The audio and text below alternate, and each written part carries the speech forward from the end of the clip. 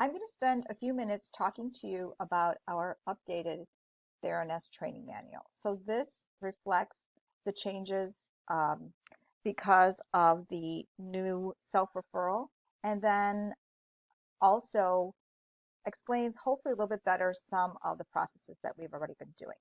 So you access the latest version of the manual in the Mentor Training Manuals channel of our mentors team on Microsoft Teams. I already have it open here in the background, and that's not the page I want. Okay, let's go to the table of contents. So the first thing that I want to talk to you about in our manual is to just notice that there's some organizational changes. So I tried to be more descriptive in the heading, and I also tried to group like things together, like I put all the documenting stuff together because it goes together and that's where you would look, and be more descriptive in my headings. So printing the manual every time it changes is a lot. If you can printing just the table of contents might be a good idea because it might help you find things faster. So that's just a suggestion. So now before we get too deep into the manual, I want to talk to you about a TheraNest related issue, which is doing client details. So in those wonderful data checker reports that we get weekly, which reflect what we need for billing, this is where we're finding if there's any issues, and it's a super, super, super picky process. So following the client details procedure on page 2 of the TheraNest manuals is important, but I'm just going to highlight some of the most common errors and things to watch for as you're adding new clients. So first of all, you have the client's first and last name and then the location. The location is always followed by the word mentoring. So if it's not followed by the word mentoring, it's not a mentoring location. Also, go ahead and set a default service type. Now, typically the default service type would be mentoring, but since we're doing telebehavioral health, choose telebehavioral health mentoring. And know that for any appointment, there's only one service type allowed. So you can't have mentoring and telebehavioral health as two separate things. You have to choose one service type.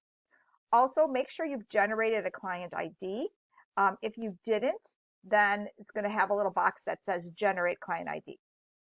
Another thing to notice is that you'll notice when I abbreviate, and do abbreviate, street, drive, things like that, but don't ever use the punctuation of a period for any abbreviation. So, and don't spell out Saint in St. Louis.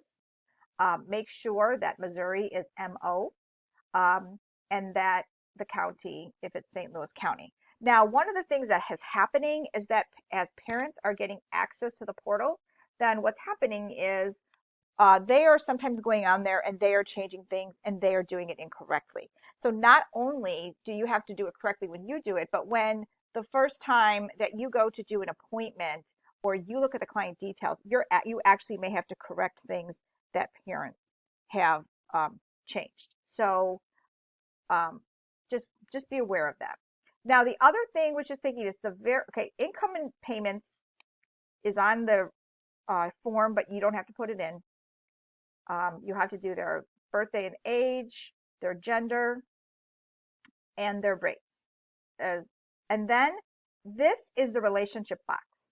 And we are saying that this is the box where we're going to put the grade level, and we need the grade level in there. This is actually one of the very last steps that you would be doing. The other thing is you go in the other column, you are going to need contact and email. And email is a must if they're going to have access to the portal. And then the contact person's name and their relationship. And so that's basically everything you need, and then you hit save. Okay, so now let's go back to our manual. Okay, the next thing I want to talk about is, now that you've got them in the manual, how do you invite them? This is a new feature. So you can actually invite the guardians to the portal as you're in the client details screen. So the first thing is actually having them in the portal. And then the second thing is, once they're in the portal and they have an email address, then what you're going to do is you're going to, first of all, you'll notice that right next to or on this side, this area here, it'll say whether they're active or inactive, or if they're pending here. If it's inactive, then you can invite them to the portal. So you'll have their email address, and then you will select invite to client portal. And then this is going to pop up. I'm going to show you what that actually looks like here. Okay, so this is what you're actually going to see when it pops up. And you'll notice, now this is a different message than you're going to send, and we'll talk about that message in a minute. But you've got a lot of choices here. And the reason there's so many choices is because we are using the same portal for both family support counseling and for SO mentoring. So anything that has to do with mentoring is going to have mentor or mentoring in it. Okay, so it doesn't have mentor or mentoring in it. It's not ours. So you will unselect things we don't need. And if you are going to send a consent, then you are looking for, I gotta find it, mentor, parent, guardian consent. Now, one thing that's come up is sometimes we'll have multiple children in the same home. And one of the idiosyncrasies about the portal is you can only have one email address portal access account. So one email is only one client. So you can't have the same multiple clients with the same email. So what you do is whoever the first child is, that's the portal access. And then you will send additional consent forms to the family together. And then that parent or guardian will fill out multiple consent forms. Okay. And once those forms are filled out, if you remember, those forms will go to a general documents tab, which is up here. And the general documents tab, this doesn't have anything in it, I don't think, or maybe it does. You'll get each of the consent forms will be a different document. So then you'll have to go through, figure out which child it is, name it correctly, and then you will create a count for each child and put it in that child's general documents tab.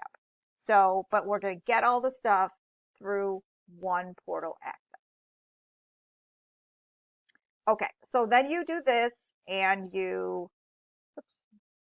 and then you can preview your invitation, and then once you like the way it looks, and then it shows you what forms you're doing, and then you invite client to the portal. So that's how you get information to them.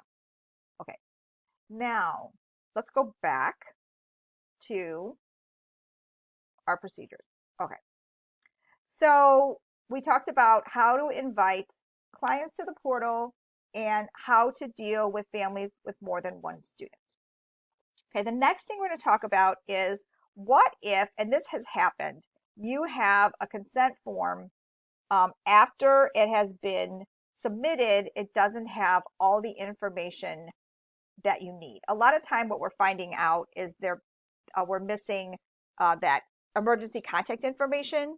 So if they're missing just like their address and things like that, you can just get that information and put it directly into the client details page. It doesn't have to be on both the consent and the client details page. That's just an avenue of getting it there. So, but we do need to have the safety contact. So what you do is if you go, let me look at this again. So if I go to my general documents tab, I am going to see the consent form. There's a lot on here. I apologize. I have trouble even when I'm looking for it. The mentor, parent, guardian consent edit. So it's what I changed it to. So it's slightly different than the picture. You'll go here, and then what you can do is you can just add whatever's missing. So obviously you want to put the child's name on it. So you'll put the child's name at the top, and then you'll put the emergency safety person, at least one, and their contact. And then if they don't have the hospital and the police contact information, that's okay because we still have 911. And then you would then go ahead and sign the form at the end when you're finished. You just sign the form after you're finished. You'll save, and then you'll save an e-sign because then you're verifying that you got that information. So then that's just a part 2 of the consent that goes in the general documents tab. Okay, so that is one thing we added. Now going back again, let's go ahead and we're going to talk about the new process if I have a referred client who does not attend a mentor partner school.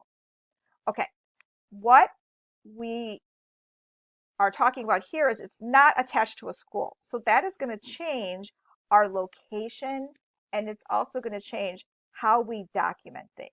So you can read about it, how you add it here, because I went through it, but I'm going to go ahead and just show you one that I did. So this is, so if I have a client who is self-referred and they call and I'm getting information and I have a making a contact that would be case management, but I don't yet have a file for them because I don't have a consent, then I am going to treat the self-referred mentoring the same way I would treat school support for a school. So this is like replacing the school for a client that doesn't have a school. So the school name for the client would be self-referred mentoring. That location is already defaulted to non-school mentoring location. So anything we're seeing. And then whenever you do see the actual client that you actually build their account, then that location will then always be non-school mentoring because they don't have an attached school that is a partner school for us. So that's our new school for them. Okay. So that's all, that's the big change with that one, is that you are going to just use, instead of the school support name, it's going to be self-referred mentoring, and then telebehavioral health mentoring is the default, and non-school mentoring is always that location. Okay, and then the last thing, oh, I can't get to my, here we are. Okay, the last thing is how we're documenting appointment logistics and context. So if I go to my documenting section, it's too far. Here we go. Okay, so this is what you have. This is basically what you had an email about a couple weeks ago. And so this is just reviewing that and then adding how we handle our self-referred clients in this new procedure. So it's like a new procedure. So basically remember that in the school support account, then if we have case management for a client that does not have a consent signed, then we will bill that to the school support. Scroll down here. If the self-referred client does not attend a mentoring school, then we'll use self-referred mentoring in lieu of the school support account. That's kind of what I just went over. So that's basically saying the same thing. School support is when we are talking to a school about the program and how we're going to make it work with their school. There's no parallel service for the self-referred because there's no school. Contact log. So contact log is where we're putting all that appointment logistics. So that is the back and forth of just trying to set up a conversation. That goes in the contact log. And so for referred mentoring, it's in the contact log for referred mentoring. So basically, this is the step-by-step of how you do it.